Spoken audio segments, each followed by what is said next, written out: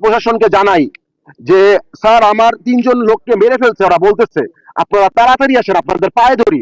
তারা আমারে বলে স্পট আমরা চিনতেছি না, আমরা আসতেছি, আমাদের প্রোটোকল আছে। গাজীপুরে সমন্বয়কদের উপর হামলা, 15 জন আহত সমন্বয়ক বা শিক্ষার্থীরা।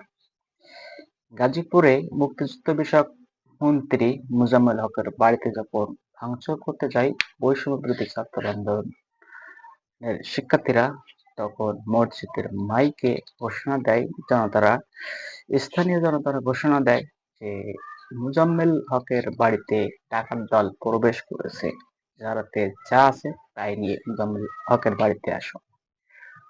এরপরে সাধারণ জনগণ যখন মোজাম্মেল হকের বাড়িতে আসে তখন তারা দেখে যে অনেকগুলো ছাত্র বা অনেকগুলো লোক মোজাম্মেল হকের বাড়িতে প্রবেশ করছে। তখন তারা তাদেরকে পিটানো শুরু করে। বৈষম্য বিরোধী ছাত্র আন্দোলনের আহ, ছাত্ররা যখন মোজাম্মেল হকের মেন গেট অতিক্রম করে ভেতরে প্রবেশ করে তখন আশপাশের সাধারণ জনতা সেখানে আসে এবং মোজাম্মেল হকের বাড়িতে সমন্বয়কদেরকে মারতে মারতে আহত করে দেয়। অন্তত 20 জনকে হাসপাতালে পাঠিয়েছে।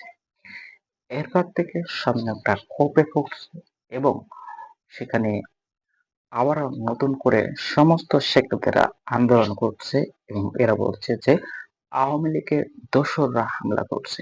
পরে আওয়ামী লীগ নিষিদ্ধের দাবিতে গাজীপুরে এখন মহাসমাবেশের ডাক দিয়েছে বৈষম্য বিরোধী ছাত্র আন্দোলন।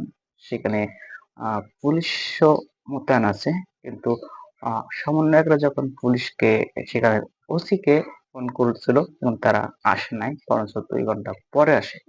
পরে এসপি পরে আইসা সেই ওসিকে বরখাস্ত করার নির্দেশনাও দিয়ে গেছে, যাতে সমন্বয়করা খুশি হয়।